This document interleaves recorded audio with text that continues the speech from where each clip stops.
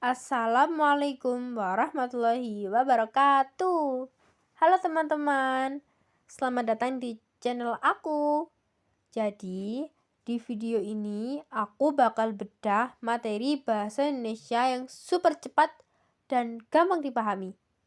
Sebelumnya, perkenalkan nama aku Nova Esa Safitri dari kelas 10 produksi film.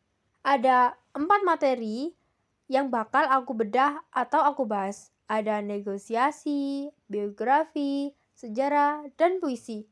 Makanya kalian harus tonton video ini sampai habis biar kalian paham dan tahu tentang materi ini. Oke, langsung aku baca ya. Ngurah Rai memiliki pasukan bernama Cilung Wanara yang melakukan pertempuran terakhir yang dikenal dengan nama Puputan Margarana. Puputan dalam bahasa Bali berarti habis-habisan, sedangkan Margarana berarti pertempuran di Marga. Marga adalah sebuah desa di ibu kota kecamatan Plosok Kabupaten Tabanan, Bali. Di tempat puputan tersebut lalu didirikan Taman Pujaan Bangsa Margarana. Cuplikan tersebut mengonfirmasikan tentang A. Sejarah pertempuran Margarana, B. Perlawanan pasukan Ngurah Rai dalam pertempuran Margarana, C. Perang Puputan yang berhasil mengusir tentara Belanda dari Bali, D. Pasukan Cilung Wanara yang bertempur dengan tentara Belanda, E. Pusat perlawanan rakyat Bali yang ada di daerah Margarana. Langsung saja ke pembahasan soalnya. Jadi jawabannya yaitu yang B. Perlawanan pasukan Ngurah Rai dalam pertempuran Margarana. Kenapa bisa B? Teks tersebut menceritakan tokoh Ngurah Rai yang memiliki pasukan bernama Ciung Wanara yang melakukan pertempuran terakhir yang dikenal dengan Puputan Margarana. Jadi, inti informasi dari seluruh cuplikan biografi ini adalah tentang perlawanan pasukan Ngurah Rai dalam pertempuran Margarana. Langsung saja kita ke materi yang kedua, yaitu negosiasi. Chandra, menurutmu di toko ini boleh hutang tidak ya? Bila, hahaha, ini adalah toko buku terkenal, mana mungkin boleh ngutang? Chandra, apa tidak ada diskon untuk novel ini? Bila, tidak ada, ini bukan awal tahun atau awal bulan. Yang perlu dilakukan oleh Chandra dari percakapan tersebut yaitu A. Ngutang di toko buku lain, B. Tidak jadi membeli buku, C. Menegosiasikan harga buku, D. Mengharapkan diskon, E. Membayar buku secara tunai. Masalah dan fakta di teks tersebut yaitu keinginan Chandra yang pertama, ingin berhutang, ditolak oleh Bila. Toko terkenal, mana mungkin boleh ngutang.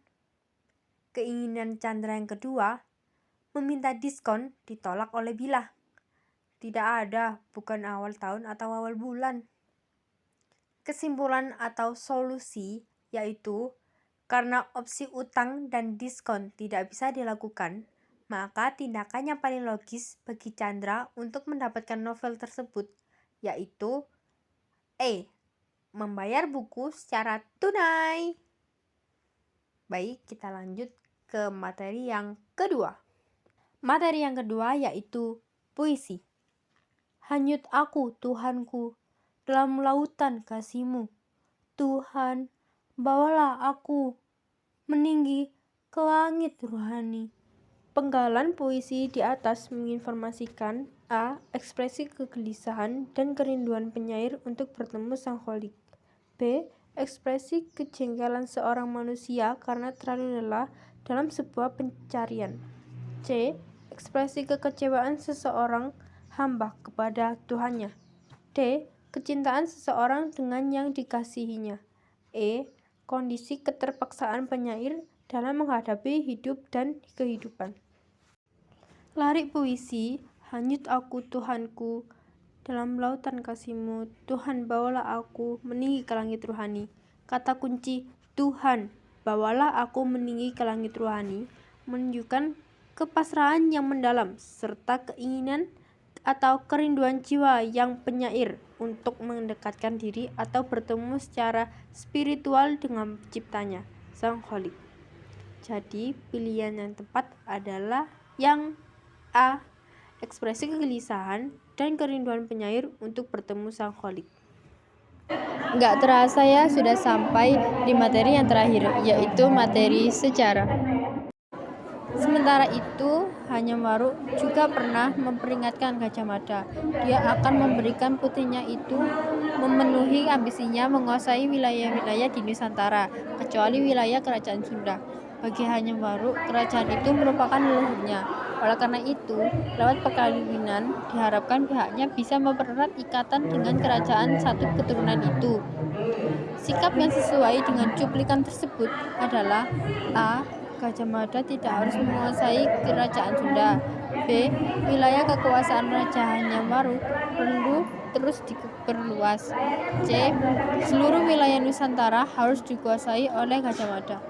D. Perkawinan dapat menyatukan wilayah-wilayah kerajaan di Nusantara. Pada teks tertulis bahwa Hanyam Waruk memperingatkan Gajah Mada agar tidak membiarkan ambisinya menguasai seluruh Nusantara kecuali wilayah kerajaan Sunda, karena kerajaan tersebut adalah leluhurnya. Hanyam Waruk ingin menyatukan lewat perkawinan, bukan menaklukkan. Jadi sikap yang paling sesuai dengan arahan Raja Hanyam Waruk adalah Gajah Mada tidak harus menguasai kerajaan Sunda. Jadi yang paling tepat adalah yang A.